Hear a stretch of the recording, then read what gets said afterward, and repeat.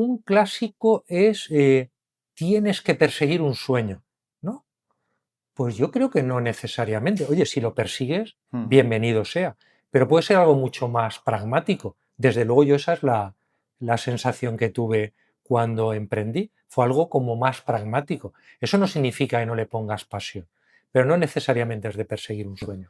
Pero lo que estoy casi totalmente convencido de que la mayoría de los clientes que merecen la pena no se van por precio. Se van porque hay un incumplimiento de expectativas, porque la calidad del servicio no es la adecuada, por una postventa o una mala atención puntual, pero es muy raro que un cliente de los buenos de verdad, de los que han apostado por ti por calidad, se vayan por precio. Postergué mucho, procrastiné mucho, que se dice ahora la palabrita esta, con los despidos. Despedimos a muy poquitas personas, pero si volviera atrás, lo haría antes. No demoraría tanto la decisión de despedir y la ejecución, porque me llegaron a decir en más de una ocasión, ya era hora de que despidieras a esta persona. Seguramente ya habrás visto por la pequeña introducción que hemos hecho de quién se trata. Sin embargo, si eres nuevo y no nos has visto nunca, pues hoy vas a conocer a Eduardo Martínez. Por comentar rápidamente un poco su currículum, Eduardo Martínez pues creó y lideró durante 20 años Clínica Atenea. Clínica Atenea fueron 4 centros en total y para que la gente se haga un poco una idea de la dimensión que llegasteis a hacer, en el último año tuvisteis cerca de 368.000, ¿verdad? Atenciones médicas y lideraste un equipo de pues unas 268 personas, ¿no? Aproximadamente, ahora luego me lo comentarás tú. Y en la última etapa de tu vida incluso has escrito un libro sobre emprendimiento. Entonces, bueno, creo que un poco el currículum tienes, ¿no? Y que hemos un poco comentado, creo que te da pues capacidad de sobra, ¿no? Para poder abordar este tema. Más allá de que te cuente yo, ¿no? Me gustaría que para quien no te conozca o quien no nos haya visto en entrevistas anteriores, pues que nos cuentes un poco quién es Eduardo Martínez. Hola, buenos días, Carlos. Gracias por invitarme a el tercer podcast que voy a hacer contigo. Bueno, lo has descrito muy bien, ¿no? Emprendimos hace 21 años, en 2002, y en 2003 se abre la primera clínica, 2023 se vende el grupo de clínicas. En aquel momento éramos el grupo policlínico con mayor actividad de la provincia de Valencia con diferencia, y efectivamente cuando se produce la venta, quiero de alguna forma recoger, si no todos mis aprendizajes, la mayor parte de aprendizajes que he tenido a lo largo de 21 años, y los recojo en un libro que es Emprendo o trabajo para otros, una pregunta introspectiva, experiencias de un empresario, ¿no? Y esta es un poco la historia. Y en cuanto a la legitimidad para hablar sobre emprendimiento que trasladabas en la última pregunta, soy consciente de que no es lo habitual, no es lo más frecuente al menos, que tu primer proyecto empresarial funcione bien y acabe con una venta razonable, ¿no? Con una venta, bueno, al final cuando se produce una venta es porque las dos partes están de acuerdo con lo que significa, ¿no? O sea que muy bien en ese sentido. Seguramente quien nos vea, quien haya visto la primera y la segunda, pues se pregunta, oye, ¿de qué vamos a hablar en esta tercera? ¿No? A mí me hacía bastante ilusión esta tercera, principalmente por un factor muy importante, y es, oye, vamos a coger lo más potente de cada una de ellas, vamos a meter cosas que quizás no hemos hablado, pero sobre todo vamos a estructurar de una forma muy sencilla cada una de las etapas que tiene pues, el camino de un emprendedor, ¿no? Que es el inicio, todos esos conocimientos que podamos sacar de ti, cuando ya llevas en el proyecto y quizás en esa etapa de salida, ¿no? Cuando ya hay una venta y, oye, ¿cuáles son un poco esos pasos siguientes? Entonces, antes de meternos en materia, ¿no? Me gustaría que me contases, y tú que has vivido las dos situaciones, oye, ¿qué es mejor? ¿Cuenta ajena o cuenta propia? Efectivamente, no lo hemos dicho ninguno de los dos, pero yo con carácter previo a Clínica Atenea trabajo en realidad 13 años por cuenta ajena, 10 más 3 vamos a decir, ¿no? ¿Vale? En los últimos 3 de hecho es en el sector en el que luego desarrollé mi actividad, ¿no? Mi emprendimiento. Claro, es una pregunta que la respuesta es muy personal. Es decir, una persona que decida emprender o que decida trabajar por cuenta ajena debería, en mi opinión, hacerse la reflexión para los dos elementos, toma en ese momento una de las decisiones más importantes de su vida y sin duda la más importante en el ámbito profesional. ¿Quién soy yo para recomendar a nadie qué es lo que tiene que hacer? No. Sí que es verdad que a lo mejor debería ser consciente de la importancia de esa decisión.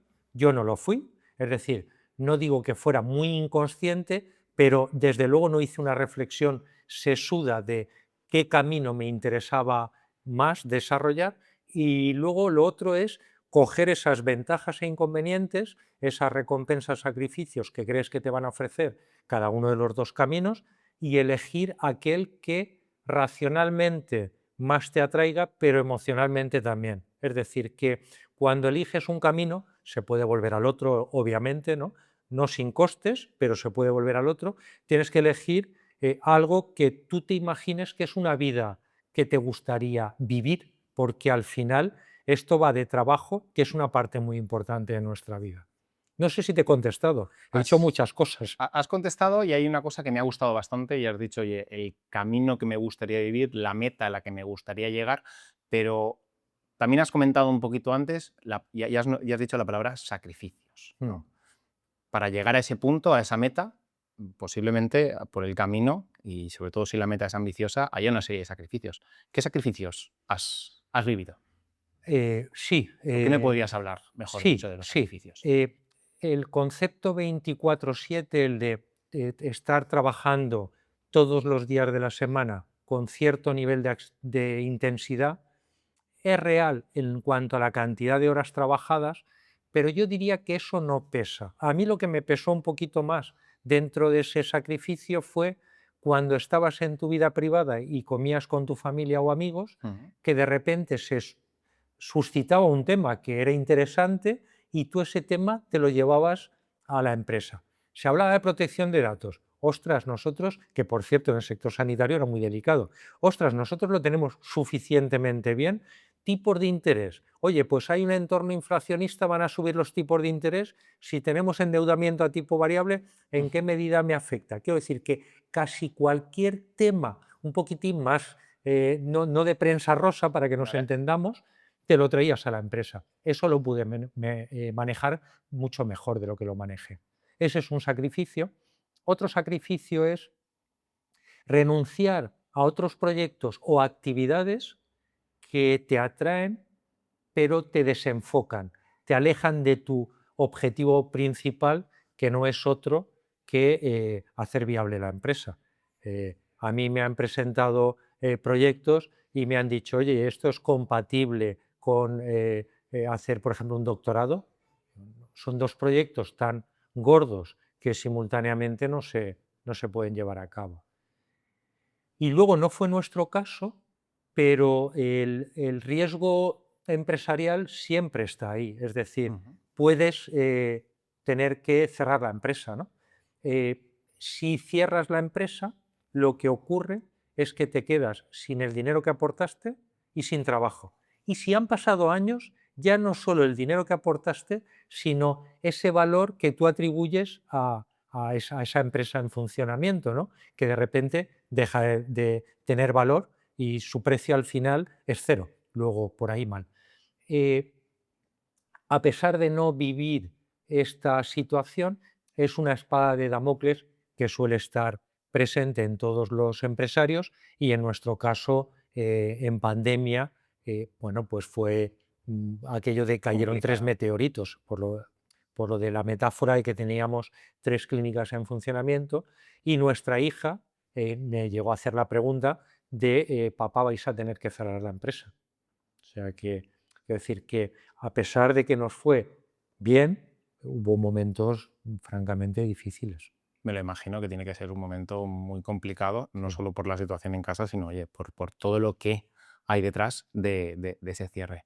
¿Qué le contaste? O sea, ¿cuál fue tu respuesta en esa situación que entiendo que no fue sencilla? No es sencilla. Carmen entonces tenía 15 años y claro, nos escuchaba a su madre y a mí hablar de la dificultad. bueno, la caída de ingresos brutal, los primeros días cero, los gastos que prácticamente eran los mismos y, bueno, yo siempre le he hablado a ella como a una adulta, ¿no? Y diciéndole la verdad de cómo veía las cosas, ¿no? Entonces le dije: hija, sí, es posible que tengamos que cerrar la empresa, vamos a pelear porque no sea así, pero es algo totalmente nuevo para todos nosotros. Tenemos un colchón financiero que muy posiblemente nos ayude, pero va a depender de cuándo se prolongue esta situación, y a partir de ahí te podré contestar. Pero riesgo real hay. Es verdad que al Papa no le preocupa demasiado el que la empresa al final se tenga que cerrar en cuanto a si voy a tener o no voy a tener trabajo o la parte económica en general. Creo que tendré trabajo. Lo que sí que me da más reparo, lo que sí que me condiciona más, lo que sí que me preocupa más es que el personal no sanitario se quede un poco desvalido, ¿no? Porque el personal sanitario, al ser una crisis sanitaria, va a Seguro. tener trabajo, pero el personal no sanitario igual lo tiene más difícil para encontrar trabajo. Cuando has hablado al principio de 24/7, de estar todo el rato pensando quizás en la empresa, creía que ibas a decir una cosa que no has dicho. Es el tema de descuidar el deporte, un buen estilo de vida y la familia. Fíjate que ahí fui muy afortunado, porque pude conciliar muy bien. El tener el respaldo de tu pareja todo el tiempo, durante 22 años, 21 años largos, para mí resultó fundamental. Luego también en mi rol no tenía que viajar, que quieras que no, el tener que hacer muchos viajes también pasa factura, ¿no? Y luego sí que es verdad que tomé un par de decisiones. Una no me costó demasiado, no ver la televisión prácticamente nada, y el otro fue no tener redes sociales, ¿no? Y a partir de ahí, bueno, pues liberas tiempo para lo más importante, que es tu familia y amigos, para ti también, y para ti en términos de actividades varias y particularmente relevante la parte deportiva. Voy a retroceder un momento, Carlos, si no te importa, porque cuanto antes he lanzado el mensaje de los sacrificios, me gustaría destacar que, en mi opinión, ninguna cosa que de verdad merece la pena es ni fácil, ni rápida, ni gratuita, porque al final todas las cosas llevan asociadas que las que vale la pena esfuerzo, tienes que tener paciencia y tienes que renunciar a determinadas cosas Mm. para lograr esos objetivos, esas metas, ¿no? Luego, sí son sacrificios, pero es que nada de lo que merece la pena, de verdad, está exento de esos sacrificios, ¿no? Te cojo el guante. Con eso de nada que merece la pena, ¿no? Entiendo que si todo hubieran sido sacrificios a lo largo Bueno, de tu vida laboral, sobre todo como empresario, quizás no estaríamos aquí sentados, ¿no? Vamos a hablar de las recompensas. sí, eso es más agradable. Eso es más agradable. Más agradable. Bueno, pues una recompensa clara es la independencia en la toma de decisiones, la autonomía que tienes, ¿no? Cuando eres empresario tienes un nivel de independencia, a pesar de tener que reportar obviamente a tus accionistas en las grandes decisiones, pero tienes un nivel de independencia que no tiene un trabajador por cuenta ajena. A cambio tienes unas responsabilidades, es decir, no te puedes esconder detrás de nadie. La responsabilidad última siempre es tuya, ¿no? A mí también me seduce mucho, ahí sale mi yo economista, ¿no? Me seduce mucho todo lo que tiene que ver con estrategia empresarial. Decidir la ubicación de las clínicas, marcar la política de precios, elegir a qué tipo de cliente, paciente en nuestro caso, te vas a dirigir, cómo vas a llegar a ellos, cómo te vas a comunicar con ellos para hacerles saber que existes, cuál es tu política con los proveedores, cuál es tu política financiera de comunicación, todo lo que tiene que ver con personas, reclutamiento, procesos de selección, valores, es que es todo, participas en todo. No digo que no te apoyes con terceras personas, pero tú estás ahí en todas las grandes decisiones. Esa sería una segunda, una segunda recompensa. Una tercera sería: no conozco otro camino por el que aprendas tanto. Eh, Me parece que es un camino que te lleva a otras bifurcaciones que nunca te hubieras imaginado y te toca aprender de otras parcelas que no son tus parcelas expertise, ¿no? O sea que eso para mí es espectacular y sobre todo por experiencias. Tienes experiencias que no te ofrece un trabajo por cuenta ajena. Una cuarta una cuarta recompensa, más allá de la clásica de los de crear empleo de calidad, sí, todo lo que tiene que ver con valores.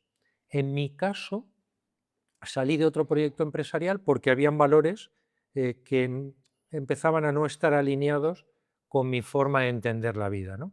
Y entonces no digo que se hicieran cosas muy feas, pero sí que digo que había un desalineamiento de valores y decidí salirme. Luego hemos hablado, en primer lugar, de la independencia, en segundo lugar, hemos hablado de esa parte de participación estratégica, hemos hablado del aprendizaje, hemos hablado de los valores, de poder definir los valores en tu empresa, porque son tus valores, y el cierre para mí, que es importantísimo, es crear empleo de calidad, generar riqueza a tu entorno y, claro, si eres una actividad sanitaria, mejorar la salud de decenas de miles de personas, que no es poca cosa. No es poca cosa, ¿eh? No es poca cosa. Mira, has dicho una cosa en ese punto de las recompensas que son los valores. Si tú no compartes los valores del lugar donde trabajas, del lugar donde tú te relacionas con tus compañeros, con tus jefes o incluso con tus trabajadores, dependiendo del punto en el que estás, yo creo que, que es imposible mantenerte a largo plazo porque tú eres un psicópata, ¿no? No creo que nadie tenga la capacidad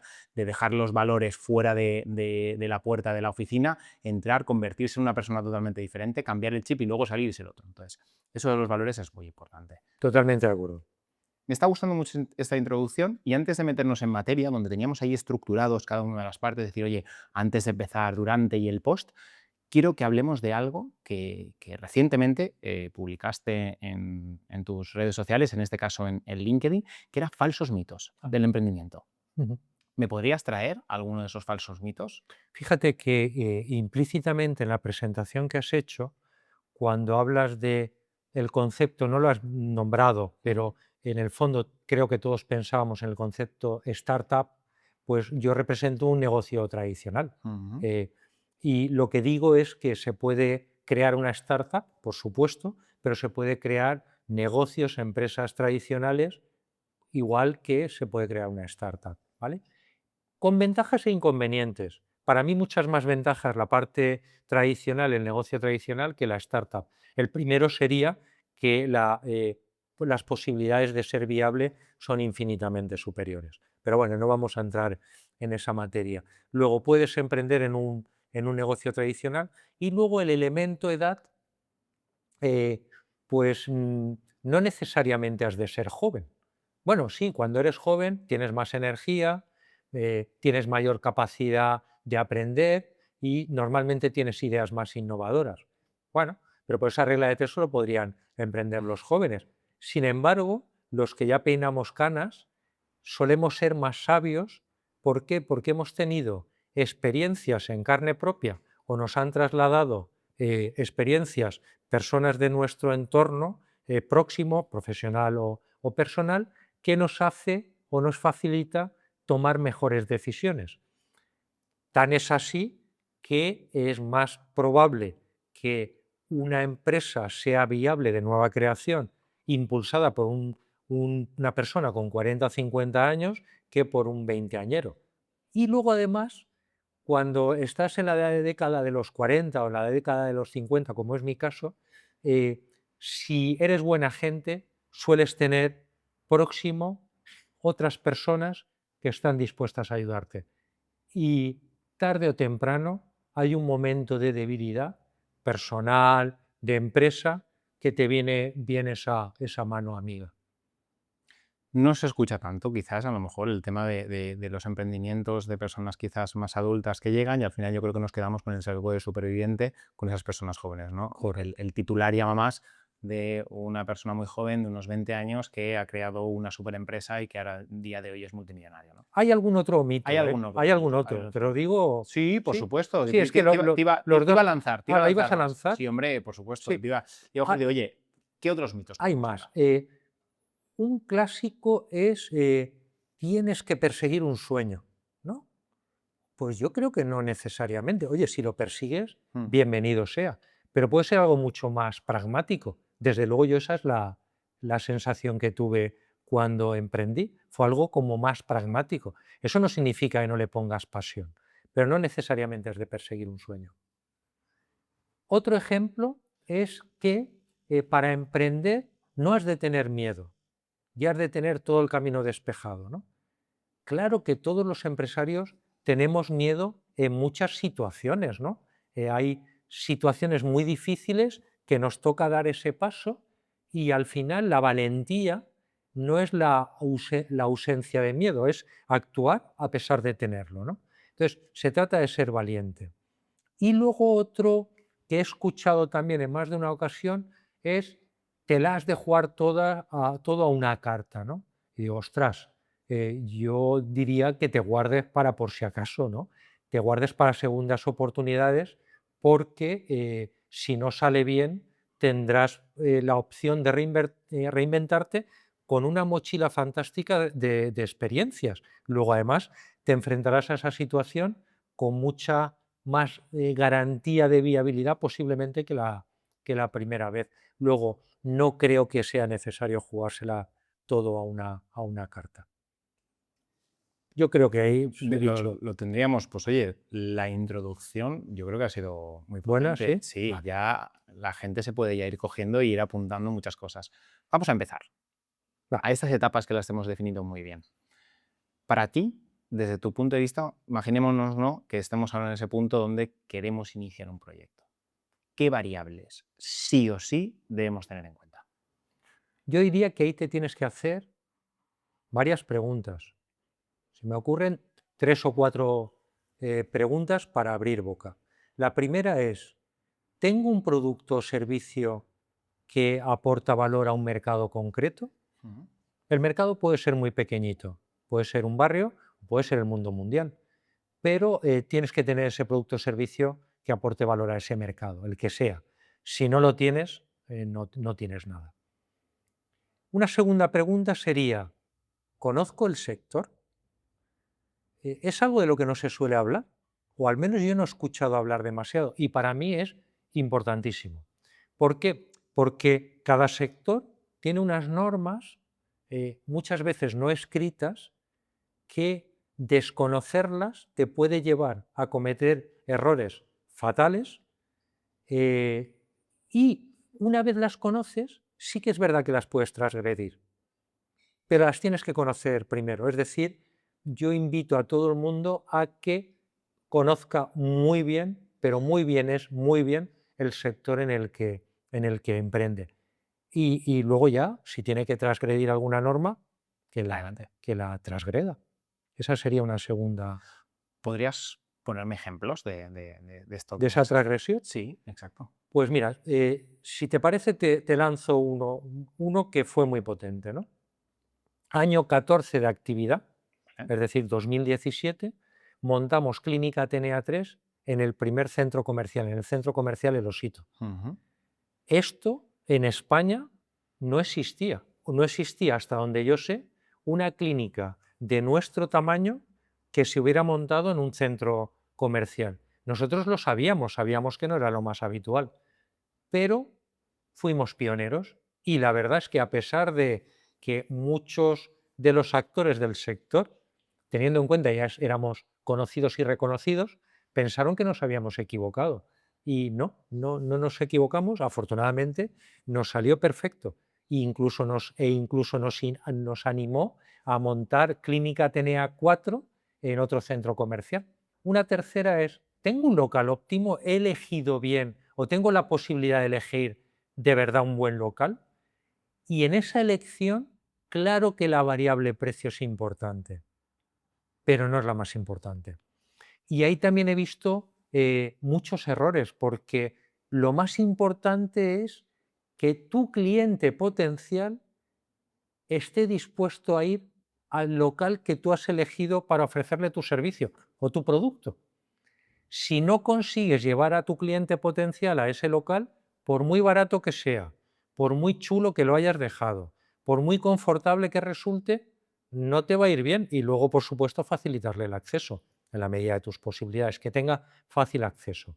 Luego, lo más importante no es el precio, que no digo que no sea importante, es que pueda llegar con relativa facilidad y esté dispuesto a ir a tu local.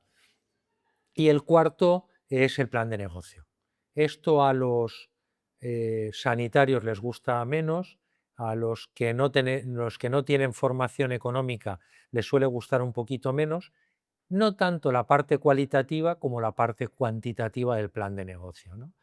La parte cualitativa tiene que responder a, bueno, hay potenciales clientes para ofrecerles ese servicio o producto, por qué me van a consumir a mí y no van a consumir a la competencia, cuántas personas necesito para arrancar, cuáles son esos criterios de selección, los valores que ya hemos hablado varias veces, cuál es mi política de comunicación, todo eso. Pero hay un momento en el que dices, sí, sí, todo eso está muy bien, pero ¿cuánto dinero hay que invertir? Y sobre todo, ¿cuáles son mis previsiones de ingresos y gastos y de pagos y cobros? Es decir, ojo, que ahí sí que hay que empezar a poner numeritos y preguntarte, oye, ¿cuántos ingresos voy a tener? ¿Cuántos gastos voy a tener? Y ahí recomiendo ser extremadamente prudente. Es decir, de tu escenario real central, quítale un 20, un 25% a los ingresos e incrementa los gastos un 20, un 25%, porque luego, si se tuerce alguna cosa, vas a agradecer mucho tener ese colchón para poder enfrentarte a ese error de previsión, ¿no? A mí me han presentado proyectos sin previsión de pagos y cobros, ¿no? Bueno, pues eso hay que cuidarlo.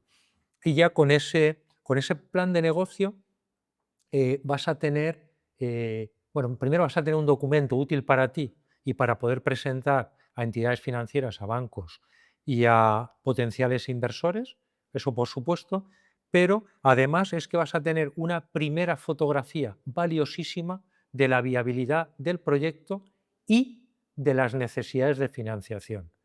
Y con ese plan de negocio elaborado vas a tomar la decisión, en mi opinión, más importante que tomamos los empresarios. O sea, me has dejado integrado, ¿no? ¿Cuál es esa decisión o cuál consideras tú que es la decisión más Ahora importante? cuando te la diga dirás, claro, los socios. ¿Vale?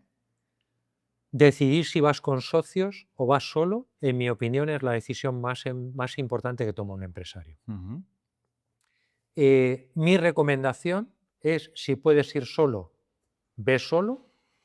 Y es verdad que el sentimiento popular entre los empresarios es que el número ideal de socios de una sociedad es impar e inferior a 3. Es Vale. decir, que ese es un clásico, ¿no? Impar e inferior a 3. Bueno, si tienes que incorporar socios, mejor que sean capitalistas. Bueno, cuantos menos, mejor, Mejor. en cualquier caso. Y si puedes elegir entre un socio que solo aporte capital y otro que aporte capital y trabajo, yo te diría que eligieras el que solo aporta capital, porque con el que aporta trabajo es más fácil rozar que con el que aporta capital. Bueno, si además de capital aporta contactos y negocio, pues todavía mejor. Bueno, pues si no consigues ese socio capitalista y tiene que ser un socio capitalista que además aporte trabajo, idealmente una profesión complementaria a la tuya. Además de eso, un nivel de energía, un entusiasmo, una capacidad de sacrificio y una inteligencia equiparable a la tuya también, porque si no, la cosa no pinta bien. Claro, yo cuando pienso en esto, y alguna vez lo he planteado en alguna conferencia o en algún otro podcast, la pregunta inmediata es, oye, ¿y si yo ya tengo socios, qué hago con ellos? ¿Los tiro por la borda? No, no, no planteo eso. Si tienes socios, seguramente es porque has elegido los que creías que eran mejor y además te está yendo bien. Luego, fantástico. Manténlos y no los tires por la borda. Pero si estás en una situación en la que tienes que decidir si incorporas o no, oye, pues piensa en esta reflexión que ha introducido Eduardo y decide si te conviene o no te conviene. Fíjate, Carlos, que hace poquito un amigo, no digo un conocido, digo un amigo que sabe perfectamente qué pienso en relación a los socios, había creado una sociedad, había arrancado y hay un momento en el que me llama y me dice, Eduardo, me gustaría incorporar a un socio minoritario. ¿Tú qué piensas? Y entonces me describió cuál era el perfil de ese socio minoritario. Pues era una persona con mucho entusiasmo, que ya estaba de alguna forma echándole una mano, que era igual de inteligente o más que él, al menos eso dijo, y bueno, pues tenía los mismos valores. Lo de los valores una vez más sale y vale para cualquier elección de socio. El socio lo más importante es que tenga tus valores, luego ya entra todo lo demás que hemos hablado. Entonces yo le dije que obviamente iba a ser más positivo que negativo para él, luego que no tenía ninguna duda, aunque obviamente la decisión era suya, de que era una excelente decisión incorporar a ese socio minoritario, que por cierto así lo hizo. O sea que, bueno, lo tenía casi decidido, ¿eh? Yo creo que me preguntó por preguntar, pero bueno, esa es la situación. Luego, no son planteamientos totalmente inflexibles los míos, ni en esto ni en nada. Pero creo que sí que es interesante pensarlos bien. Eduardo, yo creo recordar que no estabas solo, ¿verdad? En el proyecto de Atenea. Les digo, a ver si se le olvida a Carlos y no me lo pregunta. Consejos vendo que para mí no tengo. Vale. Es verdad, nosotros éramos 11 socios. Luego, todo lo que he dicho no sé si me hace tener mucha legitimidad, pero sí que es verdad que tuvimos muchísima suerte, Carlos, y solo salió mal uno. Vale. Luego, jolín, muy bien por ahí. Otros dos, y se fue en el año 2, año 3, en 2006 creo que se fue. Habíamos abierto en 2003, 2005, 2006, creo que fue 2006. Luego otros dos que eran constructores se fueron en la crisis del 2008, que se prolongó varios años, eran constructores y dijeron aquello de la construcción me va horrible, voy a intentar recuperar dinerito de otras inversiones. Salieron por la puerta grande, con estas personas ningún problema. Y acabamos el proyecto durante 21 años y medio, 8. El tener esos valores ya reiterados nos ayudó muchísimo y especialmente en el proceso de venta. Claro. Porque lo primero fue, sin lugar a dudas, la viabilidad, la continuidad de la empresa y luego ya venía el precio. Muy bien. Antes de terminar en esta primera fase inicial, ¿no? de inicio del proyecto, de qué variables tengo que tener en cuenta.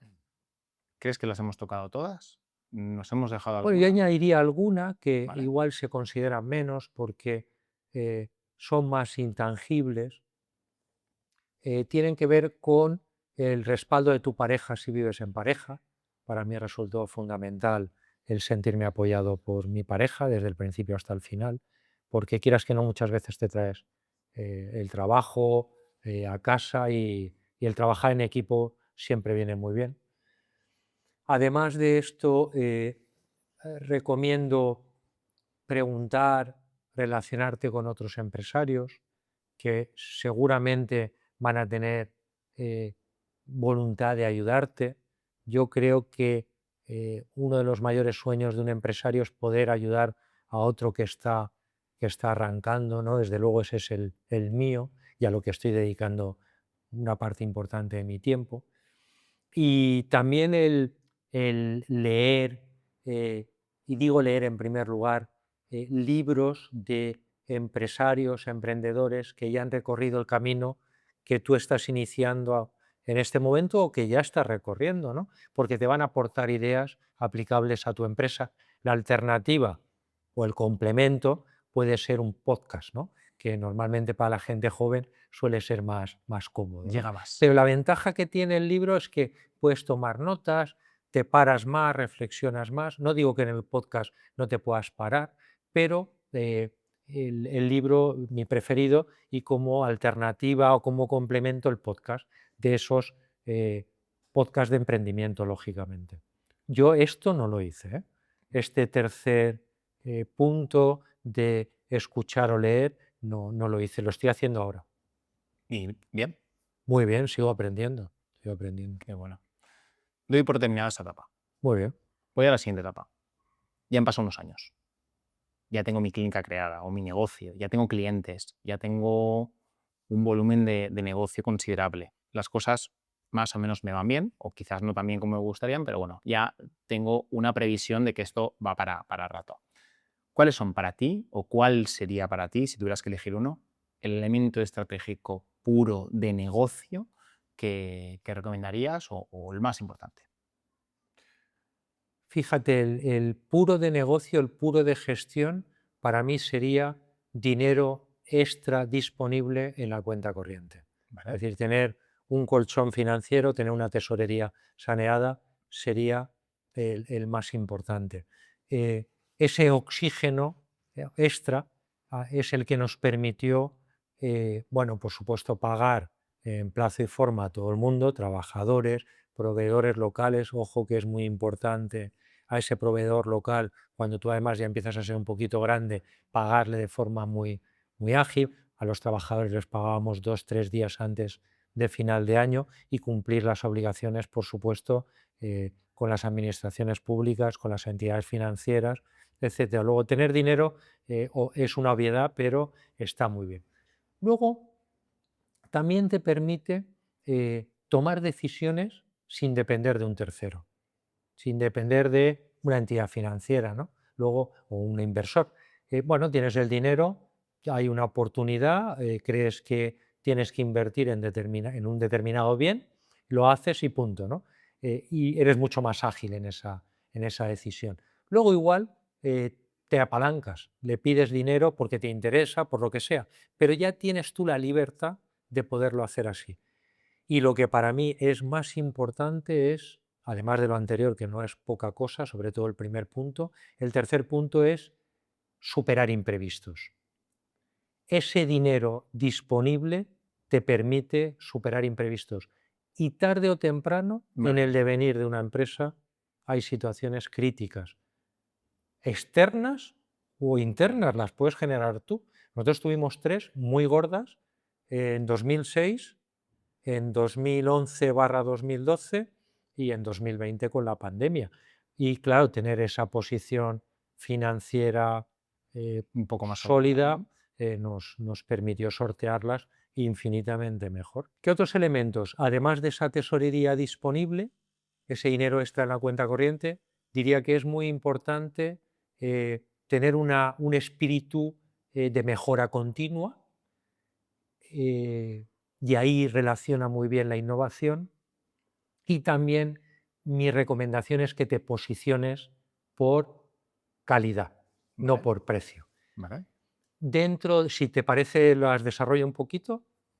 ¿Sí? Sí, Vale. sí. Pues en la parte de mejora continua, ese espíritu de mejora continua, eh, estar muy reñido porque tú al final lo que quieres hacer es cada día hacer las cosas un poquito mejor y estar reñido con ser autocomplaciente, ¿no? Eh, no pensar que porque has logrado unos objetivos ya está, sino pensar que puedes mejorar todos los días un poquito, ¿no? O dicho de otra forma, camarón que se duerme se lo lleva a la corriente, es decir, como te confíes estás muerto. Y luego también es muy importante esa mirada innovadora, ¿no? Hemos hablado hace un ratito de la innovación en ubicaciones de las clínicas Atenea de Los Sitios y Alfafar, la tercera y la cuarta, pero además de esa, nosotros en 2003 se nos llamaba gestores humanistas, ¿no? Cuando era una palabra que tampoco era muy frecuente en aquel momento y diría que desafortunadamente todavía no está todo lo presente que debería estar, ¿no? porque al final las organizaciones las formamos personas. Luego, es un elemento de innovación, una vez más, no tecnológico, y luego a nivel estratégico, nosotros desde 2012, desde el 1 de enero, decidimos no trabajar con las dos empresas, las dos compañías aseguradoras con mayor cuota de mercado. Es decir, decidimos renunciar a más del 50% del mercado. Claro, eso significó tener más dificultad para llenar las clínicas, sin duda, pero a cambio, una vez conseguías ese umbral de rentabilidad, conseguías esa masa crítica necesaria, lo que tenías es un ticket medio, un precio medio por visita más alto, y cuando tienes ese precio medio por visita más alto, generas mayores beneficios y eso te permite ser más generoso en la retribución, en los premios, etcétera. Muy bien. ¿Qué otros elementos también de gestión, quizás no tan fuertes, sino un poco más soft, Sí.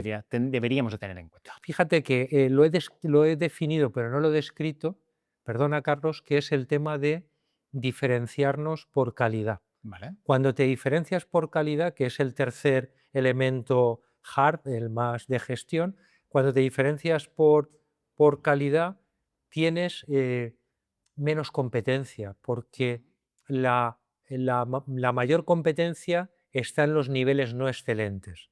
Además, que ofreces un producto y servicio de calidad y te sientes tan bien cuando lo ofreces con una calidad menor, aunque tenga un precio más competitivo, yo creo que nos sentimos peor, desde luego ese es mi caso, ¿no? Entonces, tienes menos competencia, los clientes son más fieles porque Ujú. el que viene por precio se va por precio.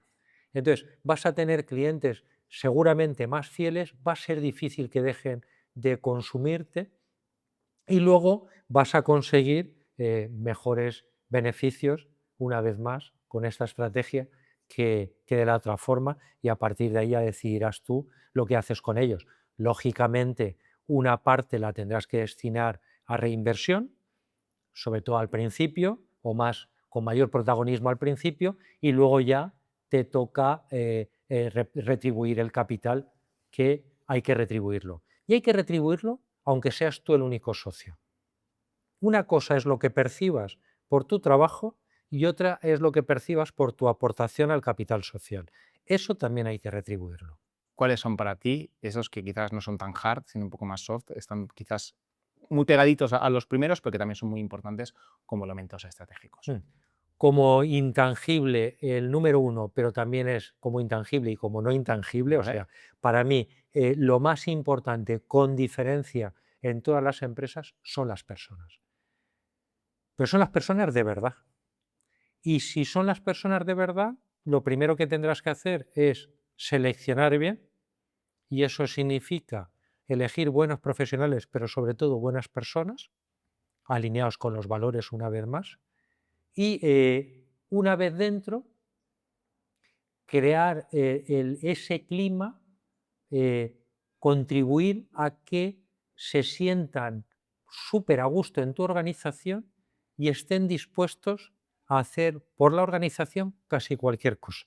Ese sería el sueño de cualquier empresario y creo que de cualquier trabajador, trabajar en un marco tan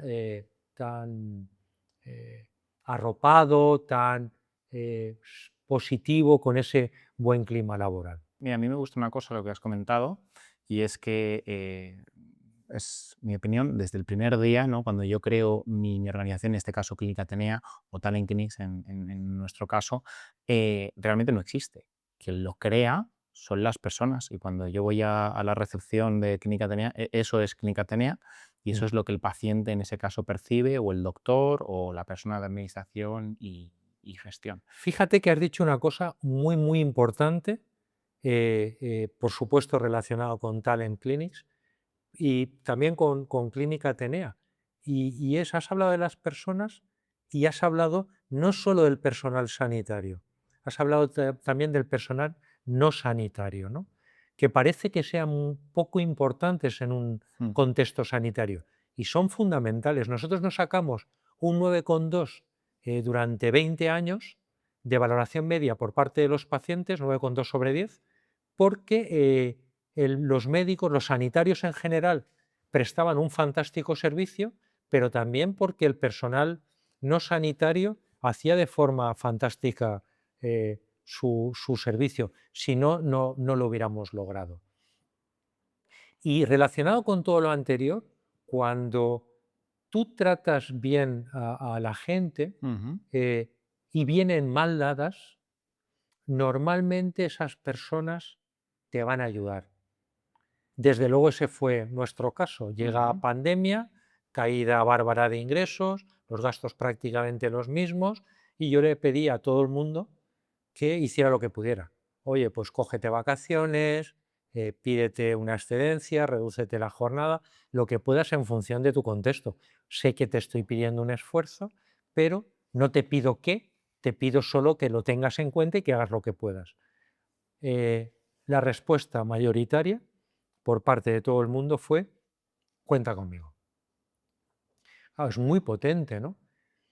Yo quiero imaginarme que cuando estas personas lo contaran en casa y su pareja, su familia, sus amigos les preguntaran: ¿y por qué lo vas a hacer?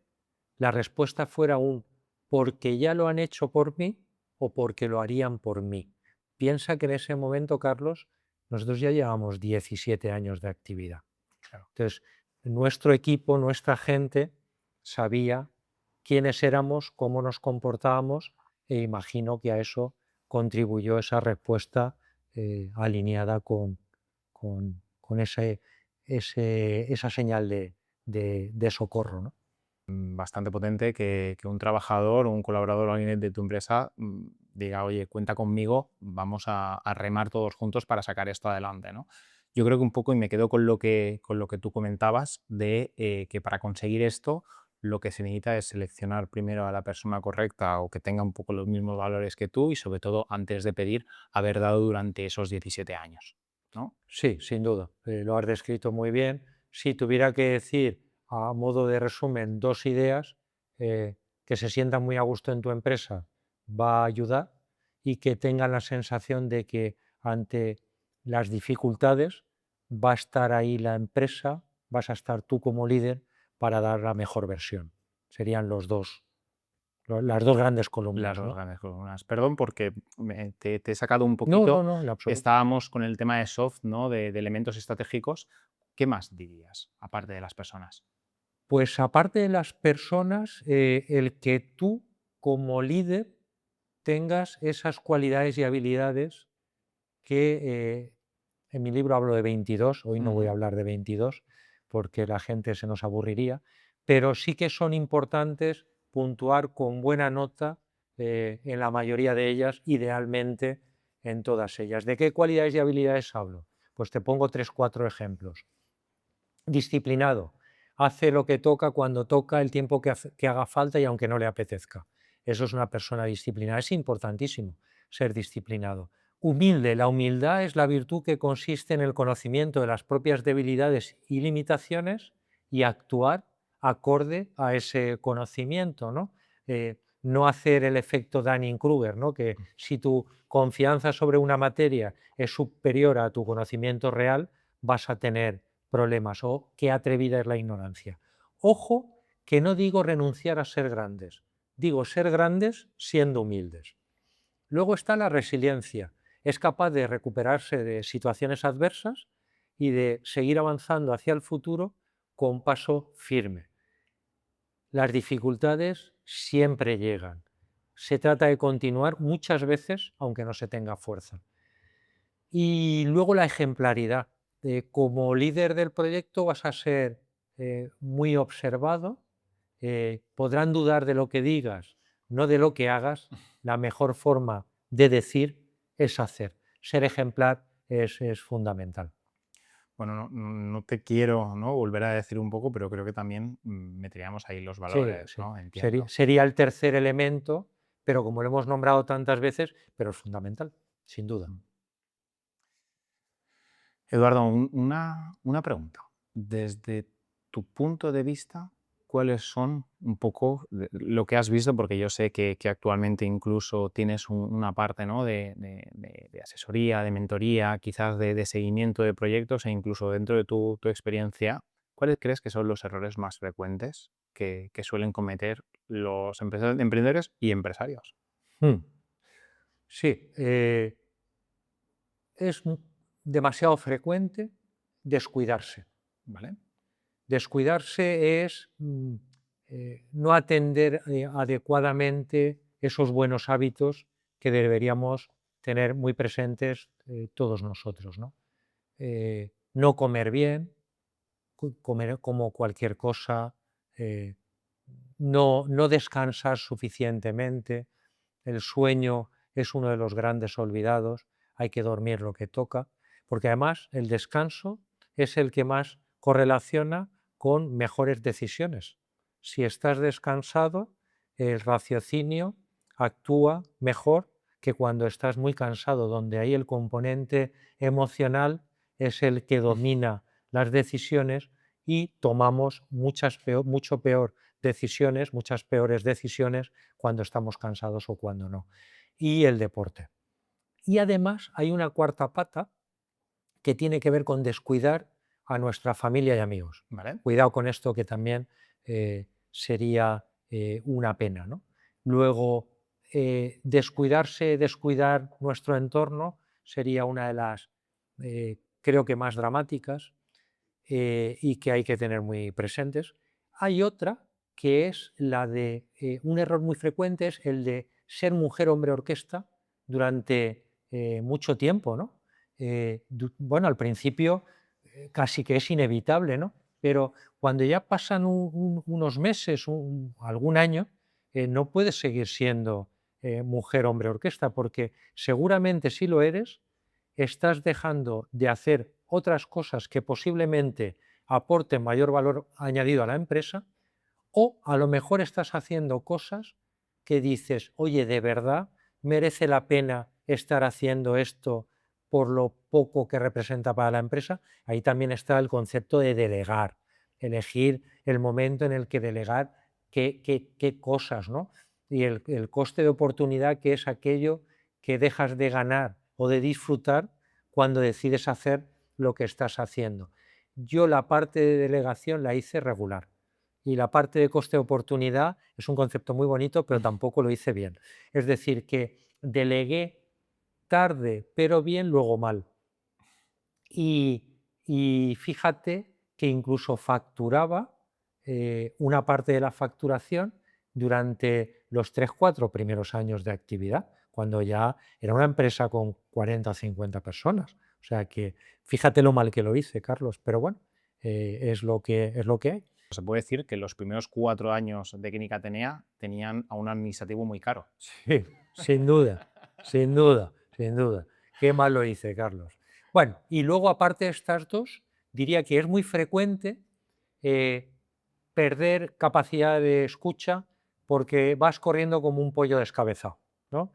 Este es un clásico, tienes muchos asuntos que atender y empiezas a perder capacidad de escucha.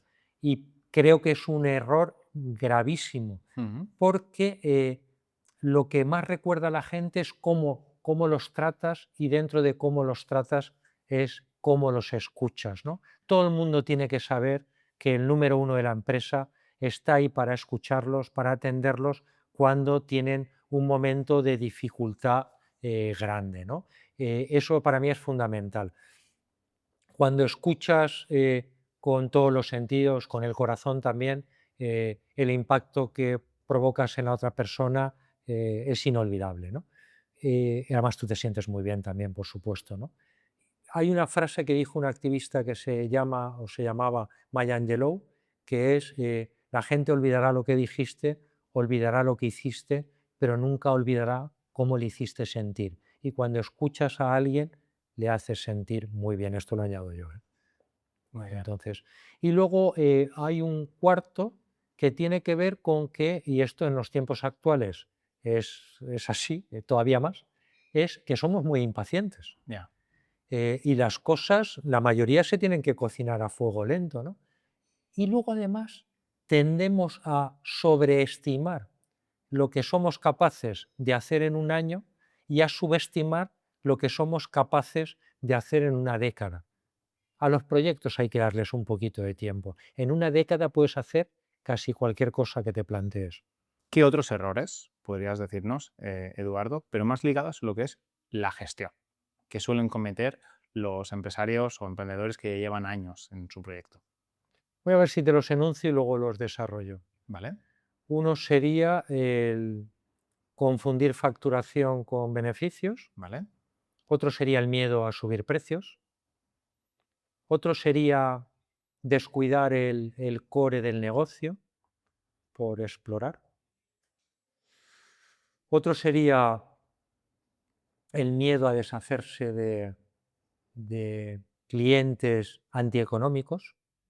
Yo entiendo que eso da miedo, pero el miedo a deshacerse de clientes antieconómicos. Y el quinto sería un reparto de dividendos demasiado rápido o en cuantías demasiado grandes muchas veces. Esos serían los cinco. Ujú. El primero, el de confundir facturación con ingresos, con beneficios, perdón, facturación con beneficios, te enteras muy pronto a las malas, ¿no?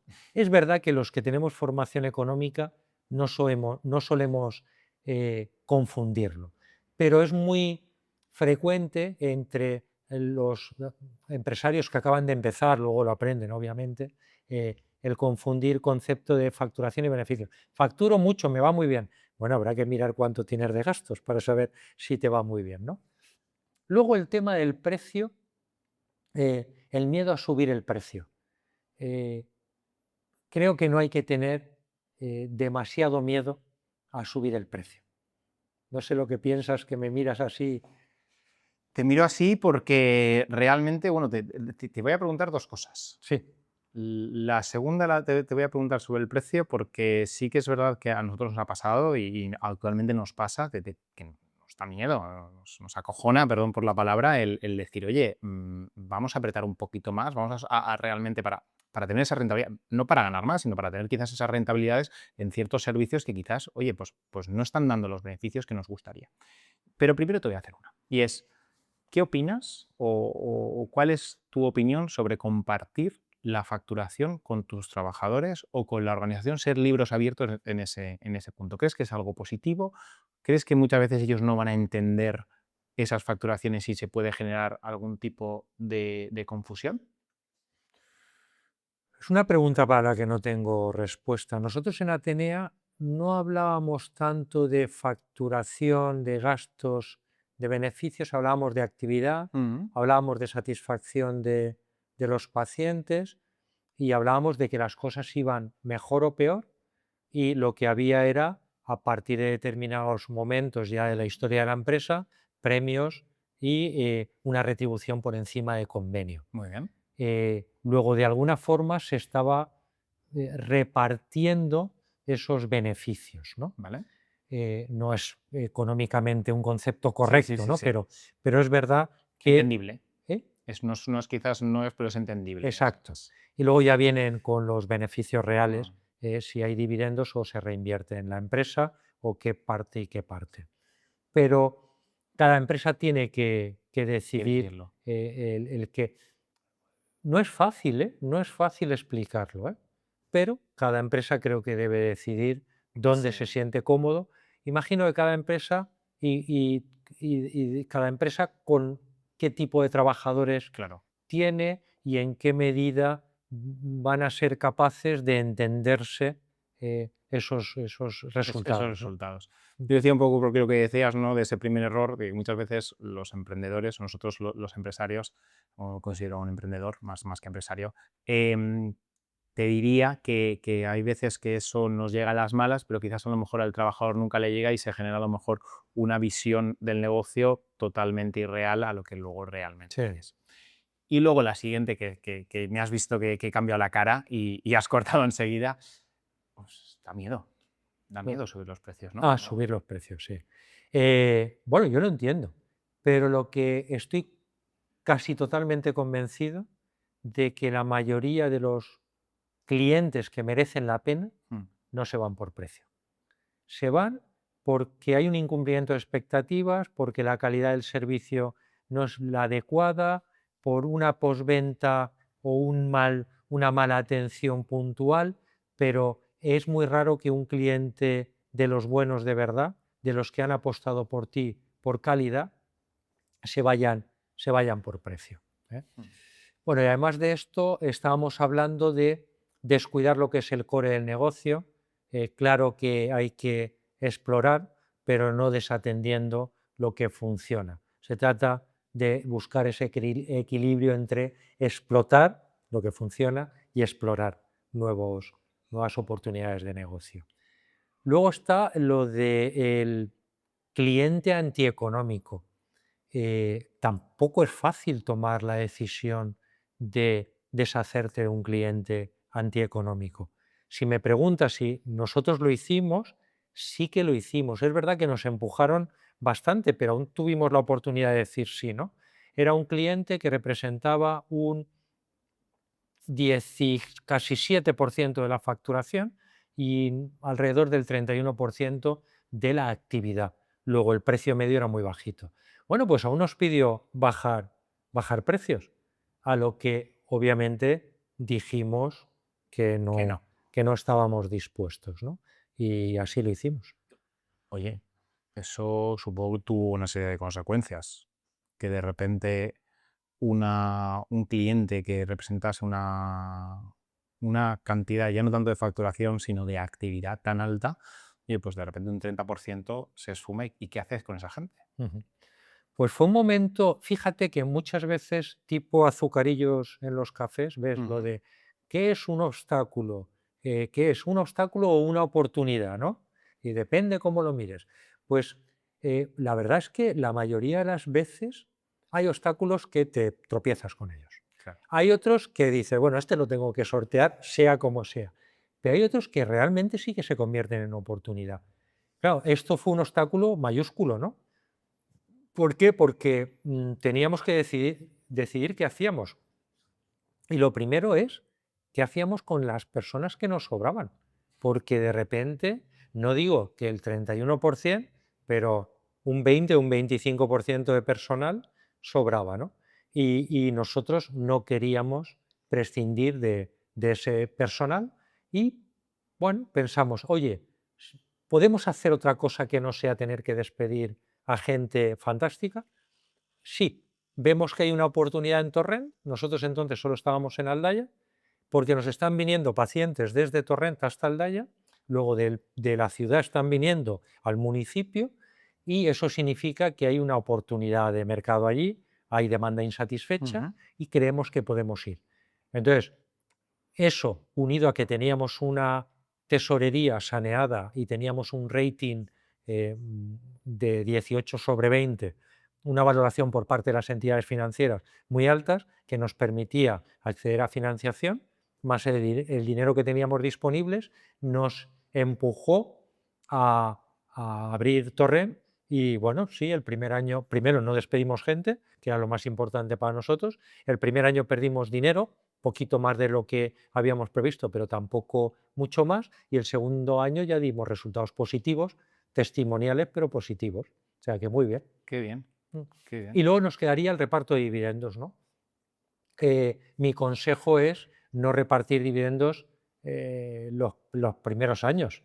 Primero haz una empresa potente, reinvierte y luego sí, hay que retribuir al capital, como hemos comentado, pero a partir de un momento. Eduardo, me gustaría terminar esta parte de quizás de cuando ya llevamos, que hablábamos, ¿no? Que ya tienes tu empresa. Y yo sé que a lo mejor la pregunta es un poco complicada, ¿no? Y con el periódico del lunes todos sabemos el resultado y que al final estoy seguro que tomaste las mejores decisiones con las herramientas que tenías en ese momento, pero si pudieses volver hacia atrás, ¿qué decisiones tomaste en el pasado que cambiarías, modificarías o tomarías una decisión totalmente diferente? Mm. Bueno, hay varias, hay varias.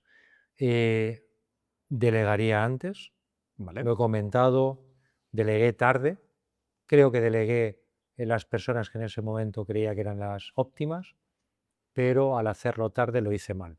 Luego delegaría antes. a pesar de que me fue muy bien, iría con menos socios, no sé con cuántos menos, pero con menos.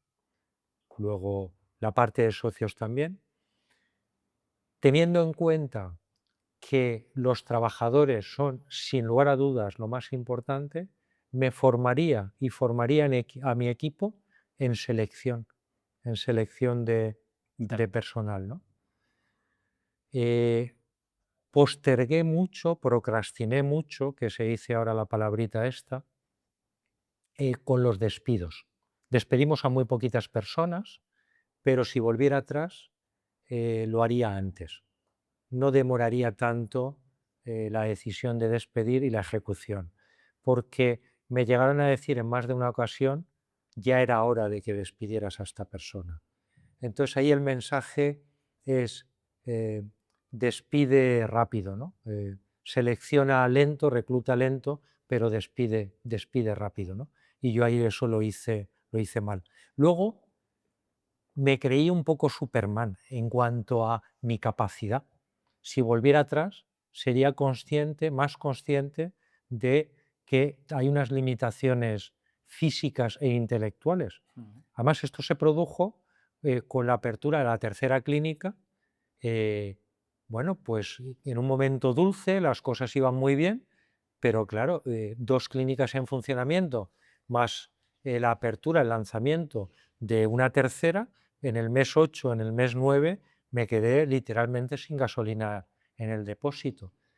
Y luego ensayaría más para ser capaz de enfrentarme a público con más tranquilidad, ¿no? Porque, bueno, pues tengo muchas inseguridades y esta es una de ellas. Tan es así, bueno, cuando la gente me oye hablar en el cuerpo a cuerpo, no, a veces no se lo creen. Y Yo no me lo creo, ¿eh? Yo te he visto hablar en público, hemos hablado también uno a uno y bueno, y en este medio que estamos hablando y yo no lo diría. bueno, pues sí que me ocurre, me pesa la responsabilidad, tengo inseguridades y para que te hagas una idea, en el acto más importante que fue el comunicar a nuestra gente la venta de la clínica y presentar a los compradores, yo arranqué aquella velada diciendo un buenas, muchas gracias, noches. No buenas noches, muchas gracias por, no, buenas, muchas gracias, noches. No me di cuenta, afortunadamente, porque si no, creo que hubiera enlazado un error detrás de otro y al final esos 7, 8 minutos salieron bien. Luego hubiera ensayado más, me hubiera expuesto más para mejorar esa faceta. Esos son algunos de ellos. En el ámbito de la gestión y de decisiones operativas, decenas o centenares. Vamos con la última etapa, que quizás a lo mejor es un poco más corta, pero me interesa mucho y seguro que si hay alguien que nos está viendo que quizás a lo mejor oye, ha hecho una venta o ya se ha salido un poco de lo que es la gestión diaria y no acaba de estar del todo bien. Cuéntanos un poco en esta nueva etapa, qué es lo que has estado haciendo durante este tiempo y qué haces en tu día a día para mantenerte así de bien. Pues la verdad es que han pasado un par de años. Me considero un absoluto privilegiado. Hay una parte que tiene que ver con el deporte, otra parte más importante que tiene que ver con familia y amigos, que estoy encantado porque tengo lógicamente más tiempo disponible, pero también estoy intentando echar una mano a otros empresarios como por dos caminos. Uno, a través de participaciones. Ujú. Mi mujer y yo participamos en un par de empresas, intentando sumar en la parte estratégica y en esas empresas pues hay personas de las que merecen la pena y que queremos que sean nuestros socios y por ahí haces una pequeña contribución a otros empresarios. Y luego también tengo encuentros en los que pues te piden opinión, ¿no? No diría una mentoría, porque una mentoría es algo como mucho más serio, pero sí encuentros con cierta frecuencia con empresarios en distintas etapas del proceso de emprendimiento que te piden opinión, obviamente se la ofreces de forma totalmente altruista y lo curioso aquí es que yo pagaría muchas veces por esos encuentros, porque es muy bonito y muy enriquecedor y aprendo muchísimo, ¿no? Entiendo que ellos también, ¿no? Y además de esto, tiempo para conferencias, algunas he hecho, algunas voy a hacer, para algún podcast, y luego para el estudio, ¿no? Para seguir aprendiendo. Lo sé porque me consta que lees bastante, que estudias bastante. ¿Algún libro que puedas recomendar? En el ámbito que nos ocupa, El mito del emprendedor de Herbert, me ha parecido un libro que merece la pena. Se escribió en el año 90 y tantos, pero creo que merece la pena. Pues si me lo permites, Eduardo, yo también voy a recomendar un libro y en este caso es el tuyo, que la verdad es que, bueno, no solo lo he leído yo, sino que lo he regalado bastante a cualquier persona que se encuentre un poco en una situación de que no está cómodo ahora mismo y quiere quizás cambiar, ¿no? Ya sea mediante el emprendimiento o personas que ya llevaban ya muchos años emprendiendo, teniendo su empresa y bueno, pues a mí, cuando lo he regalado, siempre me ha gustado o siempre he pensado que les iba a servir tanto como me ha servido a mí, que para mí es un libro de guía. Un libro donde, como tú decías antes, trabajarlo, apuntar cositas y en ciertos momentos tener la capacidad de volver a ese libro pues para encontrar soluciones o al menos otros puntos de vista que quizás en ese momento, porque estás demasiado metido en la operativa, no eres capaz de ver. Bueno, pues me alegra todos los parabienes que dices de mi libro. Creo que es un libro que cumple el objetivo, es decir, introduce un montón de reflexiones. Hay algunas que puedes estar de acuerdo, otras que a lo mejor no, pero creo que te obliga a pensar y luego hay muchos tips que te puedes llevar a tu realidad empresarial si resuenan con lo que quieres hacer. Bueno, pues incluimos Emprendo, trabajo para otros como ese libro de emprendimiento. Lo dejaré independientemente en la descripción del vídeo, Vale. por si alguien quiere leerlo o No he al venido, menos no he venido a lo vender mi sé, lo sé, libro, lo ¿eh? sé, No, no, no he venido a vender mi libro. lo sé, pero bueno, independientemente, oye, si alguien quiere, se lo vamos a poner fácil. Pues Eduardo, de nuevo, muchísimas gracias. Muchas gracias a ti, Carlos. Creo que hemos hecho para mí, un poco lo que es el podcast de 10, que hemos tocado cada una de las etapas y que al igual que el libro, quizás una persona puede, dependiendo del estado donde esté, empezar a tomar notas, escucharlo y escuchar según ese punto y estoy seguro de que les vas a ayudar mucho. Así que Ojalá que sea útil, Carlos. Muchísimas gracias por la tercera invitación, ¿no? Dicen que no hay dos sin tres, no hay y dos sin aquí tres estamos. y espero que seguro que habrá una cuarta. Seguro que sí. Muchas gracias, Carlos. A ti.